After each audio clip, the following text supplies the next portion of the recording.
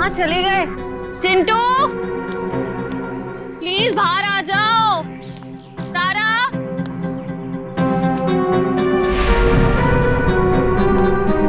चिंटू, तारा।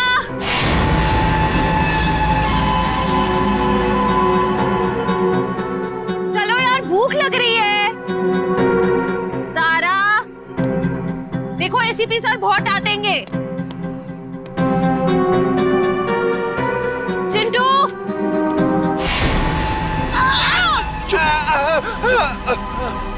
चिंटू,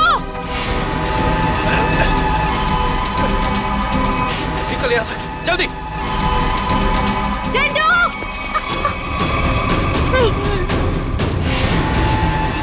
ए रुक, रुक जाओ नहीं तो गोली मार दूंगी। मैं सीआईडी से हूँ।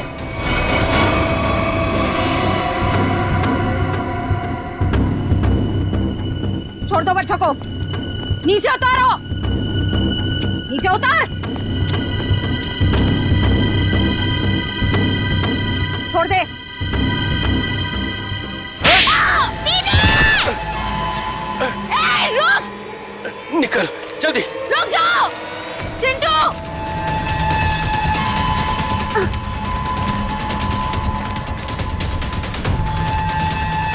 बचाओ दीदी, बचाओ, बचाओ, चुप। बचाओ दीदी, बचाओ दीदी। छोड़ दो बच्चों को, नहीं तो मैं तुम दोनों को नहीं छोड़ूंगी। रास्ता छोड़ हमारा। उतारो नीचे। तारा, चिंटू, भागो यहाँ से। हम आपको अकेले छोड़कर नहीं भागेंगे। भागो यहाँ से। हम आपको छोड़कर नहीं जाएंगे।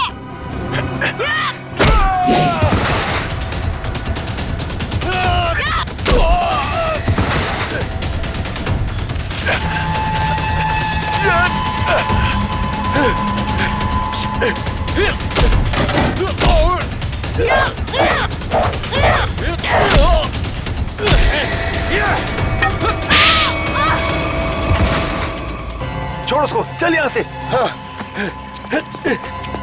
चल निकल, जल्दी जल्दी कर।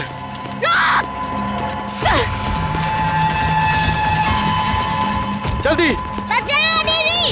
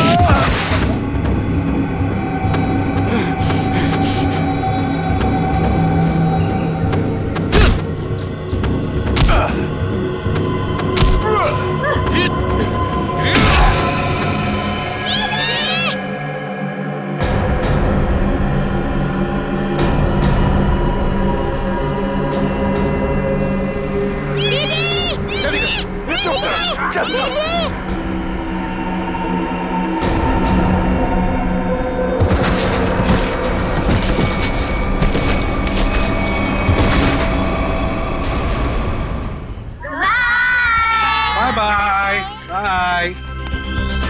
नमस्ते। बाय। हाँ? चिंटू और तारा नहीं दिख रहे। चिंटू और तारा दिख नहीं रही, कहाँ गई है? और श्रेया भी दिख नहीं रही है।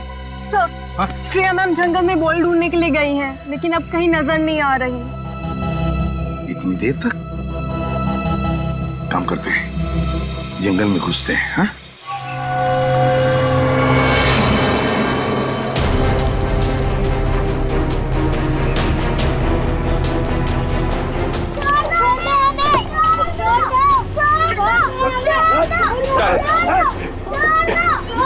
चल चल।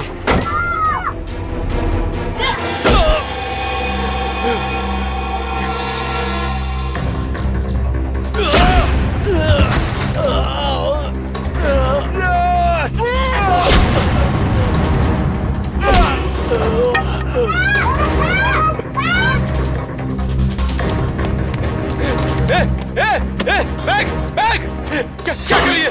बैग बैग छोड़, निकल यहाँ से। चल जल्दी कर, चल।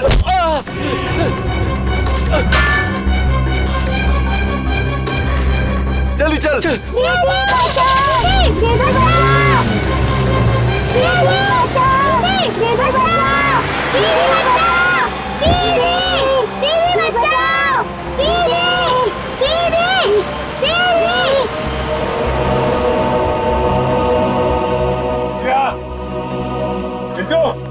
श्रेया, तारा, श्रेया, चिंटू, श्रेया, चिंटू, सर, हाँ, देने के सर। क्या सच? सर यहाँ पे खून की बूंदें पड़ी हुई।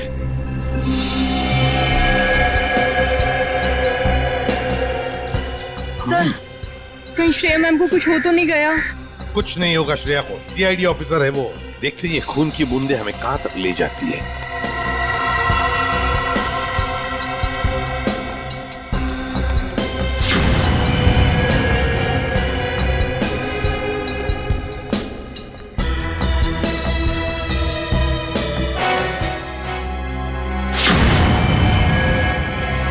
सर वो रही श्रेया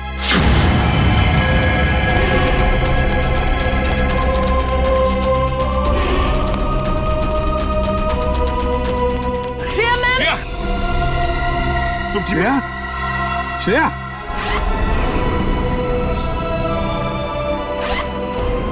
श्रेया, श्रेया,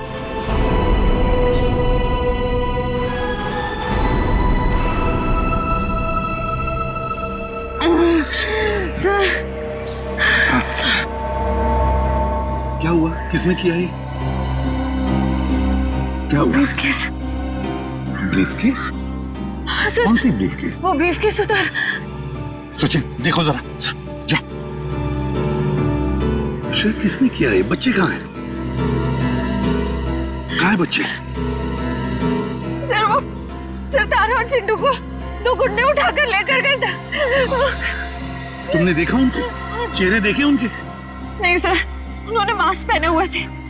एक व्हाइट कलर की वैन में दोनों बच्चों को उठाकर लेकर गए वो।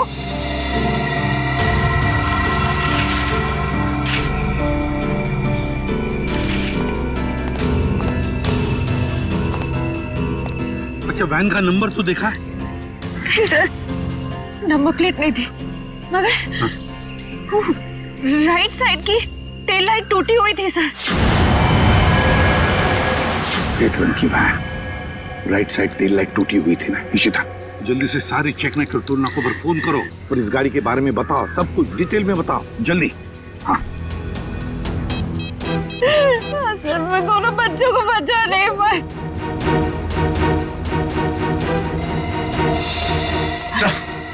हाँ ये रहा वो ब्रीफकेस।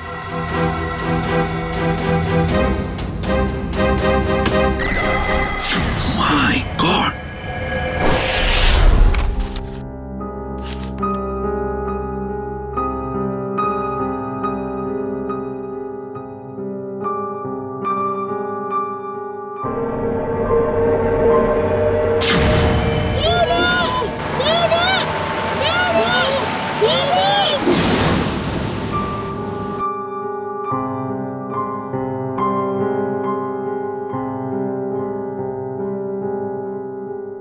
श्रेया मैम,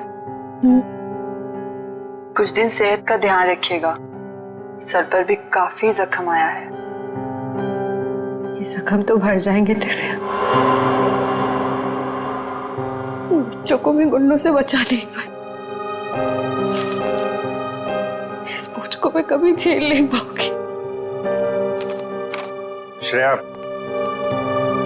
क्या कर रही हो तुम? ऐसा मत सोचो, उन बच्चों को हम बहुत जल्द ढूंढ निकालेंगे। और फिर तुमने वो ब्रीफकेस छीन लिया हाथ से उसके। एक बार डॉक्टर साड़ू के उस ब्रीफकेस से कोई सॉलिड सबूत निकाल लें, उन बच्चों तक हम बहुत जल्दी पहुंच जाएंगे। डॉक्टर साहब, कुछ मिला क्या?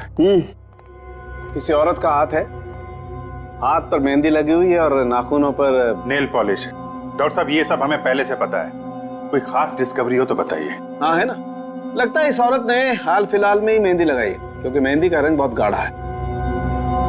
ये डिस्कवरी है?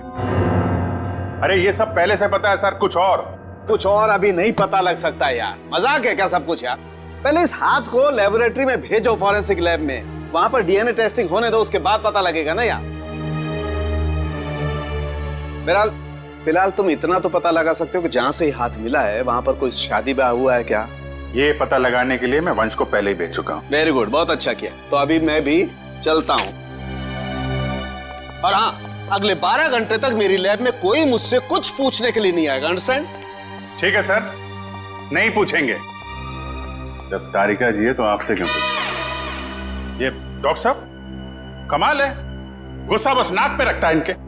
सर मुझे तो लगता है उन बच्चों ने शायद जुर्म को होते हुए देख लिया, तभी तो वो गुंडे उन्हें अपने साथ ले गए। बात तो ठीक है फ्रेडी, वरना अनाथ बच्चों को कोई पैसों के लिए तो किडनैप करेगा नहीं। हेलो, क्या नहीं गुजरी? ओके ठीक है, श्योर, थैंक यू। क्या हुआ? सर उस टोल नाके से अब तक कोई ऐसी गाड़ी गुजरी नहीं है जिसकी एक टेल लाइट टूटी हुई हो। अच्छा सर कहीं ऐसा तो नहीं कि उस गाड़ी वाले ने लाइट को रास्ते में ही रिपेयर करवा दिया हो? बच्चों को गाड़ी में रख के वो लोग रास्ते में गाड़ी रोकने की गलती नहीं करेंगे। शायद उनका अड्डा आसपास ही है, जहां जाने के लिए टोल नाके से गुजरने की जरूरत नहीं पड़ती। सर उस इलाके के पास एक हवेली है जहां पिकनिक के दौरान सगाई का फंक्शन चल रहा था। सगाई का फंक्शन? फिर तो हो सकता है ये हाथ उस सगाई के फंक्शन में से ही किसी लड़की का हो। जी हाँ, कल रात हमारी भतीजी प्रियंका की सगाई थी। फिर तो काफी लोग आए होंगे यहाँ। जी नहीं, सिर्फ परिवार वाले थे। सारे परिवार वाले अभी यहाँ पर हैं? हाँ, सिवाय प्रियंका के। आप? मैं प्रियंका का मंगेतर डॉक्टर रमन। रमन जी, प्रियंका क्यों नहीं है? वो दीदी इस वक्त अपने कमरे में सो रही हैं। देखिए हमारा उनसे मिलना बहुत जरूरी है। पर बात क्या? रमन जी आप हमें सिर्फ उनका कमरा दिखा दीजिए प्लीज। आइए चलिए।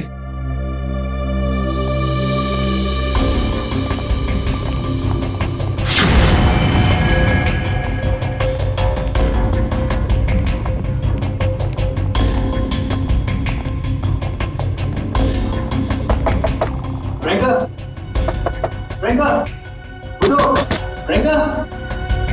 प्रियंका, एक काम भाई, इस कमरे की डुप्लीकेट चाबी लेकर आइए। प्रियंका रोज इतनी देर तक सोती है? दोपहर का 1 बज रहा। नहीं, वैसे तो जल्दी उठ जाती है, शायद सगाई की थकावट होगी इसलिए नहीं उठी है वो।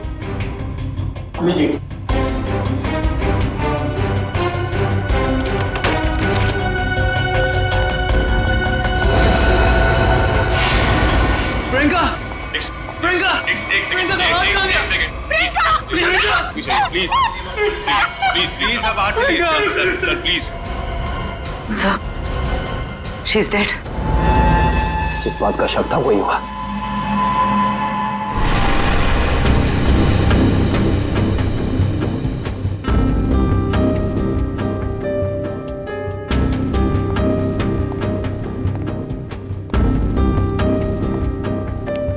सर, खून सिर्फ इस बेड पर है, कमरे में और कहीं नहीं। और सर कमरे का सामान भी बिखरा हुआ नहीं। सर इसका मतलब जब प्रियंका सो रही थी तभी खूनी ने उसका हाथ काटा। पर जब इसका हाथ काटा होगा तो ये चिल्लाई तो होगी ना? चिल्लाती कैसे निखिल? उसकी गर्दन के निशान साफ बता रहे हैं कि खूनी ने पहले गला दबाकर उसकी जान ली और फिर उसका हाथ काटा।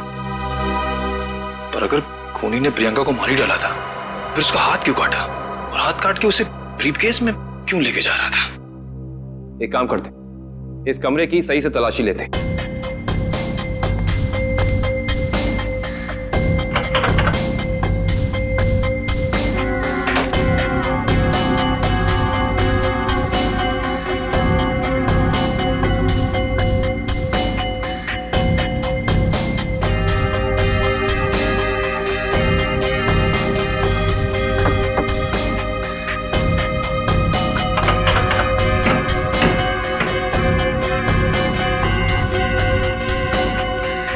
कमाल है, सारी खिड़कियां बंद हैं, दरवाजा बंद है, तो खूनी इस कमरे में आया कहां से? बस, और कोई खुफिया रास्ता भी नहीं है यहाँ पर। बाथरूम की खिड़की इतनी छोटी है कि कोई इंसान उसमें से अंदर आ ही नहीं सकता। इसका मतलब खूनी जो कोई भी है वो अंदर का ही है। वो चुपचाप दबे पांव कमरे में आया, खून किया, फिर आराम से चला गया। आज ही मैंने उसे अपने क्लिनिक से कई बार फोन किया, पर उसने फोन पिक नहीं किया। मुझे उसी समय समझ आना चाहिए था। नियति को कौन बदल सकता है? किसी का खून होना नियति की बात नहीं, बल्कि जुर्म होता है। अब ये बताइए कि इस कमरे में सगाई के बाद प्रियंका से मिलने कौन कौन आया था?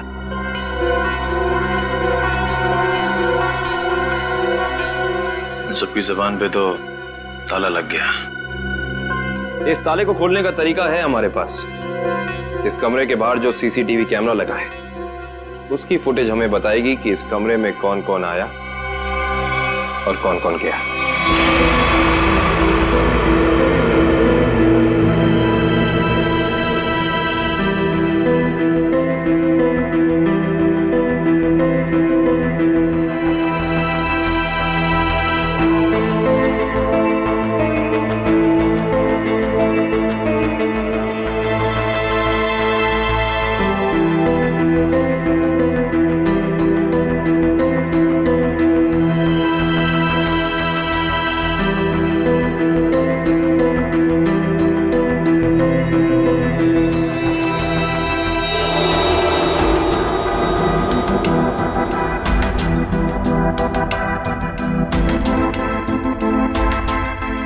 फॉरवर्ड करना पूरी।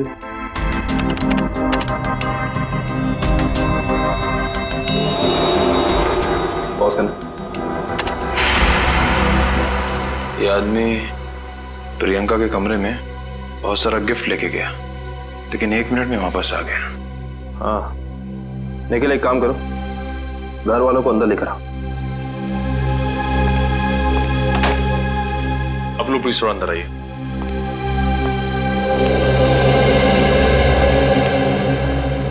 आइए। आप लोग इस आदमी को जानते हैं? ये हमारे होटल का मैनेजर है। अच्छा, पहले तो दिखा नहीं। मैनेजर को लेकर आना। Yes sir. थोड़ा फॉरवर्ड।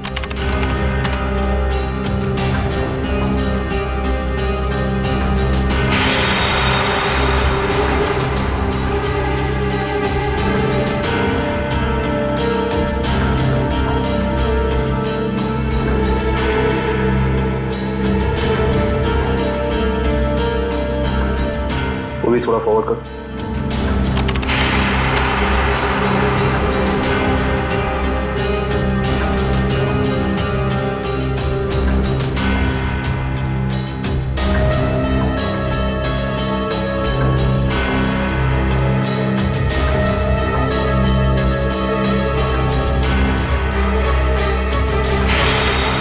पॉज कर। बस है। सर, ये लड़की 1:30 बजे कमरे के अंदर गई और 2 घंटे के बाद बाहर निकली। इस लड़की को देखा आपने? ये कौन है? इसको तो हमने पहले कभी यहाँ नहीं देखा। सगाई के फंक्शन में भी नहीं?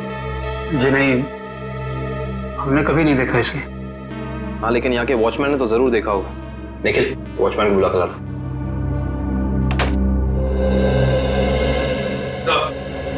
सब जगह देख लिया मगर मैनेजर के मिला नहीं सर।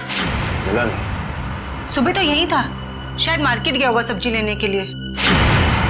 कमाल है, पहली बार सुन रहा हूँ कि इतने बड़े होटल का मैनेजर बाहर सब्जी लेने जाता है। ये इस होटल के वॉचमैन का नाम है रिंकू। रिंकू जी, इस होटल के मैनेजर को तुमने यहाँ से बाहर जाते हुए देखा था? नहीं सर। इस लड़की को देखा था? हाँ सर, ये तो वही लड़की जो कल रात प्रियंका मैम से मिलने आई थी। क्या कोई भी अरे घर आएगा प्रियंका से मिलने और तुमने अंदर जाने दिया? नहीं साहब, हमने पहले प्रियंका मैम को फोन किया उनके रूम में, उन्होंने बोला आने दो, तो हमने आने दिया। इसका मतलब प्रियंका इस लड़की को जानती थी और आप लोग कह रहे हैं कि आप इस लड़की को जानते नहीं। रिंकू, एक बात बताओ, ये लड़की कल होटल अपनी गाड़ी से आई थी या फिर? सर ये लड़की टैक्सी से आई थी। टैक्सी? उस टैक्सी का कोई नंबर रिकॉर्ड किया तुमने, कहीं लिखा कुछ? हाँ साहब, मैं होटल के अंदर जितनी भी टैक्सी आती है उनका नंबर लिख के रखता हूँ रजिस्टर पे। ये फोटो ध्यान से देखो, ये लड़की कल रात तुम्हारी टैक्सी में बैठी थी। आप लोग कौन? हम लोग सीआईडी से। सीआईडी साहब, मुझे तो इस पे पहले से ही शक था कि लड़की में कोई गड़बड़ है। क्यों, क्या हुआ? ये लड़की 1 बजे रात को अकेली हमारी टैक्सी में आके बैठ गई और कहने लगी मुझे कुंदन नगर हवेली पे छोड़ दो। अच्छा, फिर क्या, मैंने उसे कह दिया कि वापसी के भी भाड़े देने पड़ेंगे। और वह तैयार हो गई? क्यों? मान तो गई, लेकिन हवेली पे जाने के बाद उसने कहा कि थोड़ी देर इंतजार करना पड़ेगा और 2 घंटे लगा दिए। और 2 घंटे के बाद उधर से वो दौड़ती हुई चली आई और मुझे कहा कि चलो। मैंने पूछा कहाँ, तो बोली कलानगर म्यूजियम पे। कलानगर म्यूजियम? सर, इतनी रात को तो ये म्यूजियम बंद रहता है ना? हाँ सर, मैंने यही उनसे पूछा, पर उन्होंने कहा तुम अपने काम से काम रखो। काम से काम तो अब सीआईडी रखेगी। कलानगर म्यूजियम?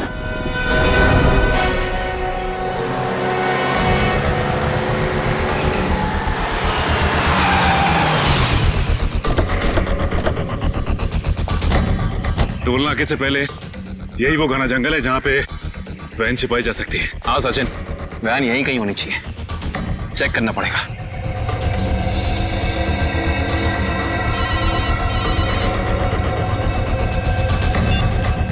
कितनी बार कहा है तुम लोगों को कि कोई गलती नहीं होनी चाहिए, मगर तुम सब लोग निकम्मे हो, निकम्मे। बॉस, हमारी तरफ से तो सब सही जा रहा था, पता नहीं ये बच्चे अचानक कहां से आ गए। हमें कुछ समझ में नहीं आया, इसलिए हम बच्चों को उठाकर हमारे साथ में ले आए। तो मुझसे क्या चाहते हो? उन बच्चों को अपनी पीठ पर बिठाकर घोड़ा घोड़ा खेलूं? एक काम करो, आग लगा दो उस वैन को। बच्चों के साथ ही ना रहेगा बांस, ना बजेगी बांसुरी। क्या बच्चों को जला दूं? सुना नहीं मैंने क्या कहा? हाँ बॉस। एक से बढ़कर एक बेवकूफ पाल रखे हैं मैंने। चिंटू, हमें कुछ करना आएगा, वरना पता नहीं ये बुरे अंकल हमारे साथ क्या करेंगे। इस आदमी के सीने में दिल है या पत्थर? कितनी आसानी से कह दिया कि बच्चों को जला दे। अरे तो हम कौन से महात्मा हैं? बॉस ने कहा है तो कर देते ना। चल ठीक है।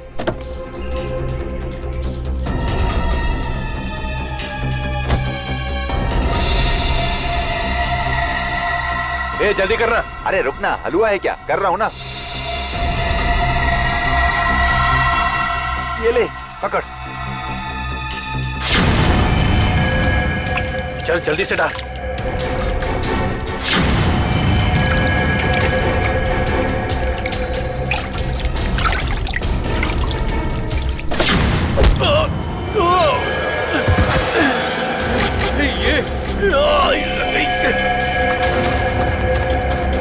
अरे भाई, अरे बच्चे चल उस तरफ भागे, चल।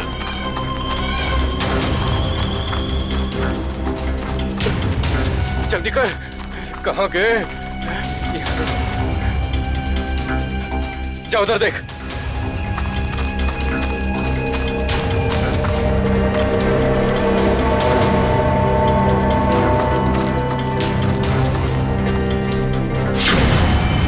अरे वो देख, वो रहे, पकड़, चल चल चल जल्दी।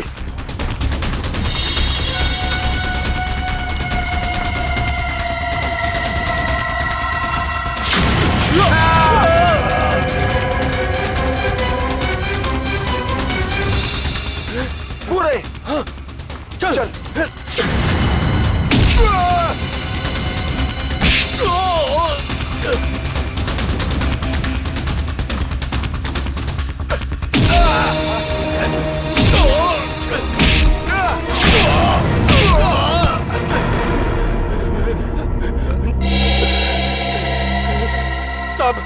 साहब, हमने जो कुछ भी किया पैसे के लिए किया साहब। हम असली गुनहगार नहीं है साहब, वो बच्चों ने हमारा चेहरा देख लिया था।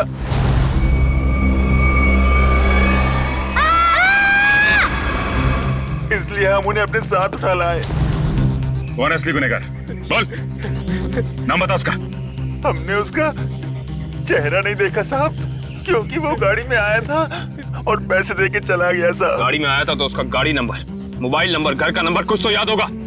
साहब उसका मोबाइल नंबर है मेरे पास। देखो,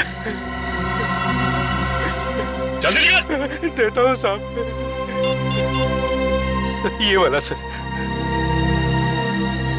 है कौन ये मिस्टर एक्स? सर इस म्यूजियम में पहले आप आ चुके हैं? हाँ, एक बार आया दया के साथ। तो वैसे मुझे भी म्यूजियम में आके एंटीक चीजें देखना काफी पसंद है सर। फिलहाल हमें तो ये पता करना है कि वो लड़की इस म्यूजियम में क्या करने आई थी। सॉरी, एक मिनट। सॉरी बोला ना, गलती से धक्का लग गया। एक मिनट। जो गुनाह आपने किया है उसके लिए सॉरी कुछ भी नहीं है। क्या? एक मामूली सा धक्का लगने को आप गुनाह का नाम देंगे? उसे नहीं, लेकिन खून करना तो एक गुनाह है। क्यों किया प्रियंका का खून? क्या उनका खून हो गया? ये नहीं हो सकता। बंद करो ये मगरमच्छ के आंसू। जो पूछा उसका जवाब दो। मैंने किसी को नहीं मारा, मैं तो सिर्फ वहां उनकी मदद करने गई थी। रात को 1:30 बजे ऐसी कौन सी मदद चाहिए थी प्रियंका जी को? उनको लग रहा था कि उनकी जान को खतरा है, इसलिए उन्होंने मुझे वहां बुलाया था।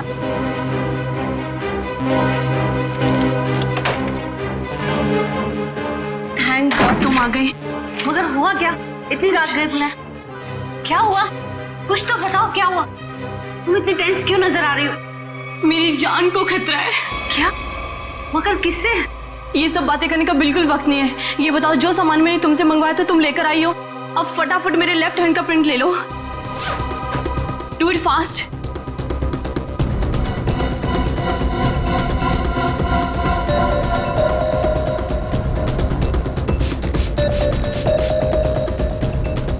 अपना लेफ्ट हैंड यहाँ रखो।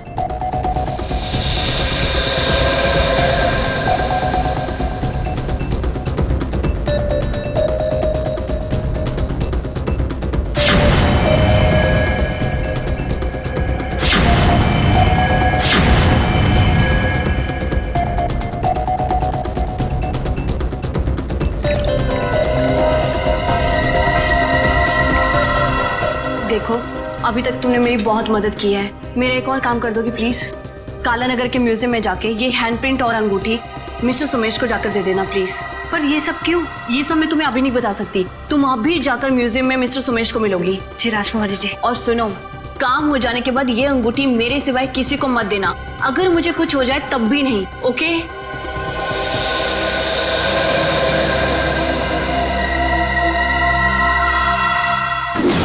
तो उन्होंने अपने हाथ का इम्प्रिंट बनवाया और उसे म्यूजियम के मैनेजर सोमेश को देने को कहा? जी। मगर उसने अपने हाथ का इम्प्रिंट बनवाया क्यों? वो तो मुझे नहीं मालूम। आप जरा वो अंगूठी दीजिए जो प्रियंका जी ने आपको दी।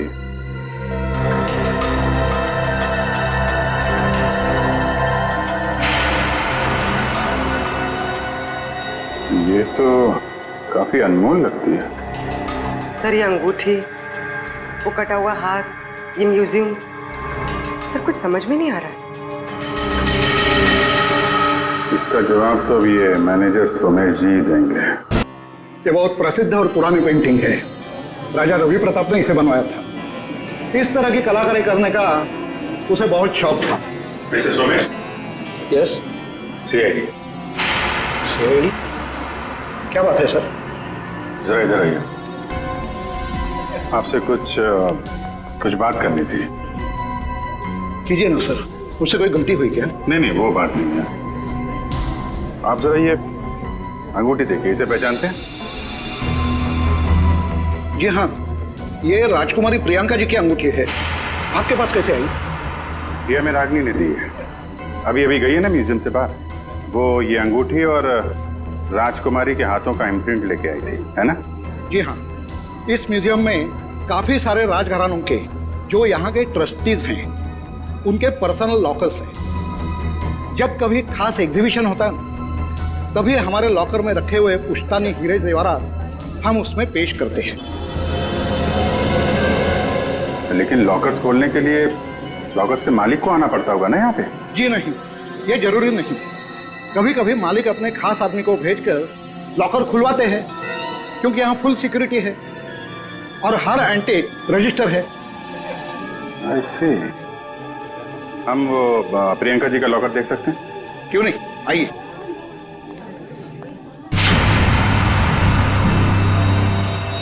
ये रहा उनका खास लॉकर। प्रियंका जी के हाथ का इम्प्रिंट इसका पासपोर्ट था। सर इसलिए प्रियंका का हाथ? क्या हुआ? नहीं कुछ खास नहीं। आप ये बताइए अभी इसका पासवर्ड, नया पासवर्ड क्या है?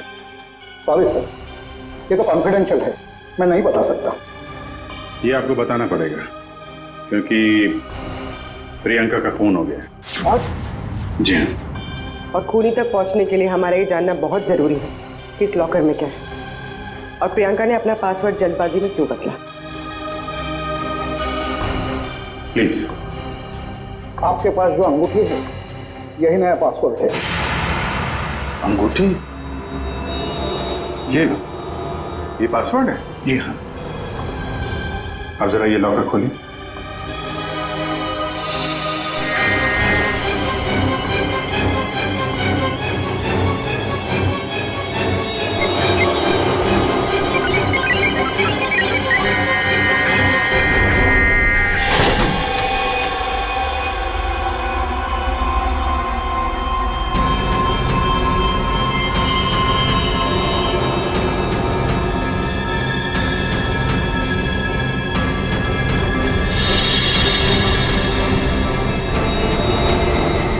इतने सारे जेवर? मतलब सर ये सब कुछ इसके लिए हुआ? लग तो ऐसा ही रहा है।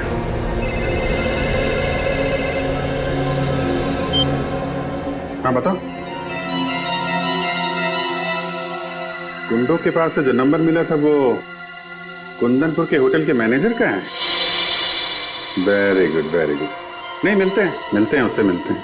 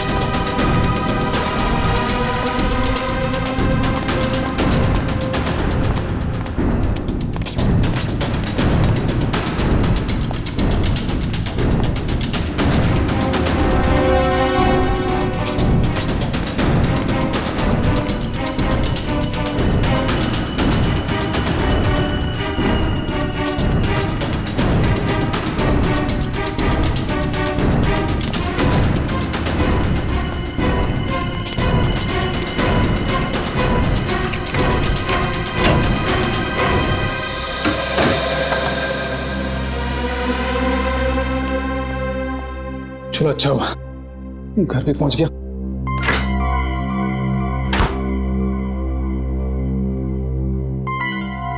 किसी ने देखा भी नहीं सिवाय हमारे सीआईडी। हाँ सीआईडी। चल बैठ। बोल, राजकुमारी का खून क्यों किया तूने? मैंने राजकुमारी को नहीं मारा सर, मैंने तो जो किया वो उसके कहने पे किया। किसके कहने पे किया?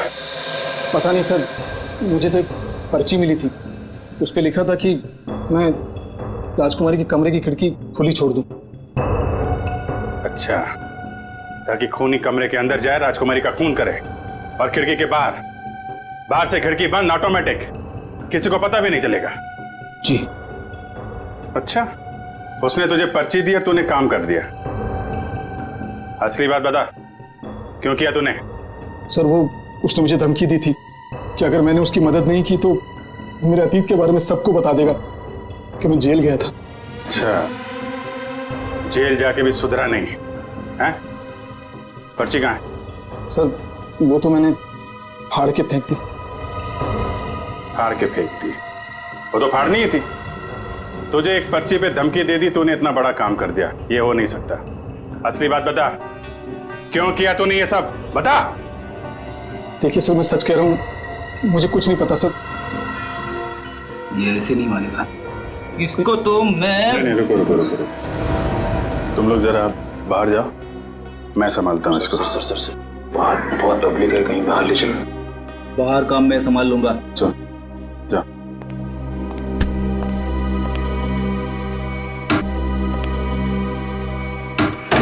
देख ये क्या कर रहा है? देख रहा, हमें मालूम ही है तूने किसी के कहने पे किया है, और वो कौन है वो तो हम पता लगा ही लेंगे। इसलिए तेरा जिंदा रहना कुछ जरूरी नहीं है। तो ऊपर चला जाएगा तो धरती से एक पापी कम हो जाएगा। बोल क्या करना है, बताते हैं? मुझे नहीं पता मुझे बता दो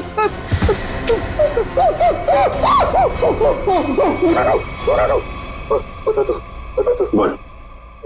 मुझे 10 लाख रुपए दिए थे उसने। 10 लाख रुपए? आजा भाई, 10 लाख रुपए का चक्कर है। चल, पैसे कहाँ हैं? पैसे दिखा। हाँ, अंदर है। निकाल। लाता हूं।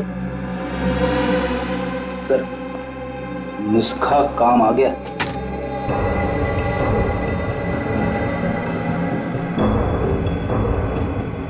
सर, इसमें से तो अजीब सी गंध आ रही है, जैसे हॉस्पिटल में दवाइयों की आती है।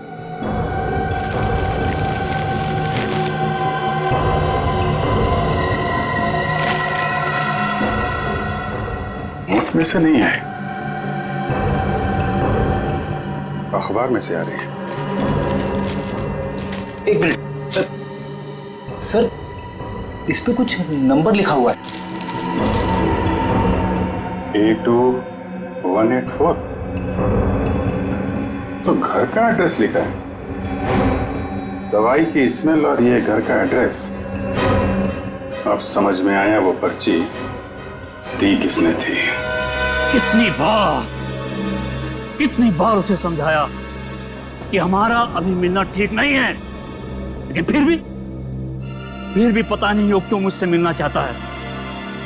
This better be important. Yes, it is important. मेरा तुमसे मिलना बहुत जरूरी, क्योंकि मुझे मेरा पैसा चाहिए अभी। कैसा पैसा? पैसा कैसा होता है अभी ये भी तुम्हें समझाना पड़ेगा। जब प्लान ही फेल हो गया तो पैसे का तो सवाल ही नहीं उठता। तुम्हारी गलतियों का खामियाजा मैं क्यों भुगतूं? प्रियंका से शादी करने के बाद वो वैसे भी करोड़पति बनने वाला था, और तुमने मुझे गलत राह पे चलाया, और इसकी सजा तुम्हें भुगतनी होगी। देखो, मैं तुम्हारा दुख समझ सकता हूं, लेकिन जब लॉटरी लगी नहीं तो इनाम बांटने का सवाल कहां से उठता है? लॉटरी तो लगी है, सीआईडी वाली। सीआईडी? और इनाम भी बहुत जबरदस्त मिलेगा अंकल जी। रमन, तुमने सीआईडी को बुलाया है? जब पार्टनरशिप की है तो जेल अकेले कैसे जाता? क्या मतलब?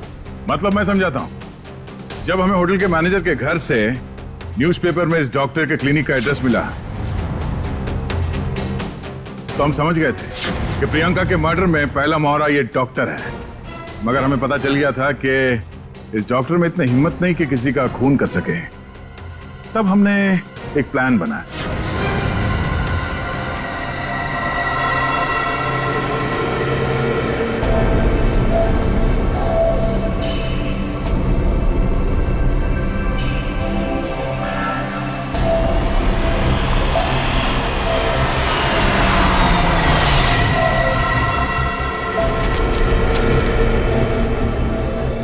तुम्हारा भांडा फूट चुका है। अपनी भलाई चाहते हो तो मुझसे मिलने आओ, वरना सीआईडी को सब बता दूंगा। आज तुझे अपने इस धोखे की कीमत चुकानी होगी, अपनी जान देकर।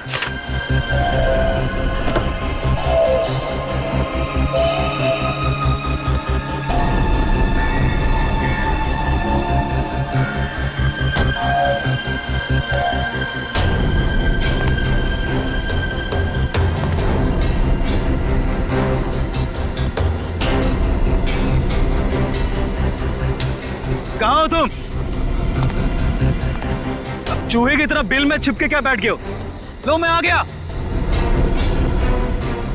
क्या हुआ? डर गए क्या? अब डरने की बारी तुम्हारी है।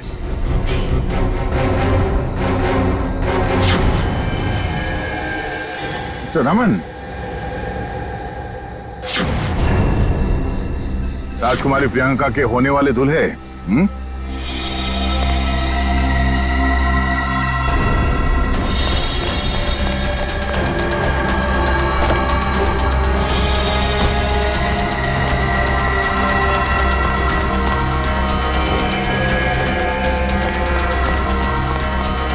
बहुत बड़ा धक्का लगा। हम यहाँ पे देखते हैं।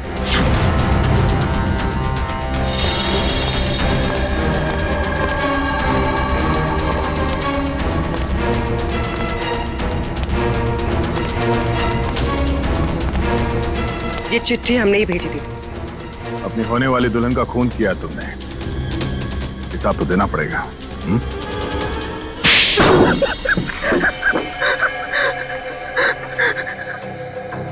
ठीक कह रहे आप लोग, हमने ये सब प्रियंका की दौलत पाने के लिए किया था। हाँ, और अब फटाफट अपने पार्टनर का नाम बता दे जिसके साथ मिलके तूने ये पूरी खिचड़ी पकाई है। चलो अब फांसी के फंदे के लिए तैयार हो जाओ। अरे इसके पहले मैं तुम लोग को ऊपर पहुंचा दूंगा।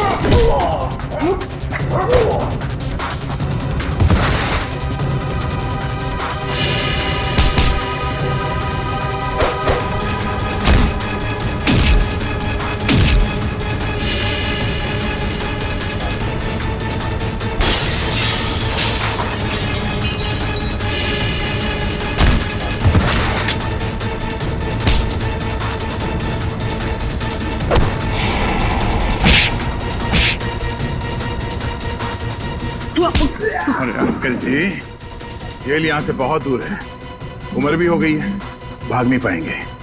सीआईडी की जीप में छोड़ देते हैं आपको।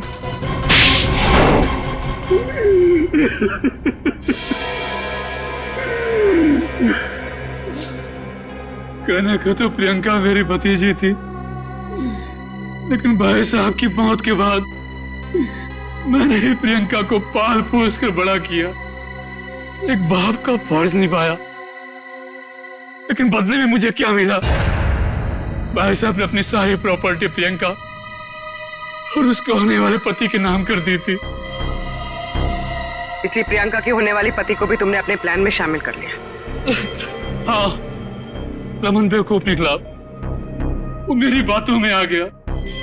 पर्दे के पीछे रहकर मैंने सारे गुनाह इसी से करवाए, गुंडों को पैसे देने से लेकर खिड़की खुले रखने और हाथ काटने तक। मगर प्रियंका को भनक लग गई थी कि उसकी जान को खतरा है, इसीलिए उसने अपना पासवर्ड चेंज कर लिया और तुम लोगों के प्लान पे पानी फेर दिया। क्यों? हमें पता भी नहीं था कि उसने मेरी और अंकल की बातें फोन पे सुन ली है।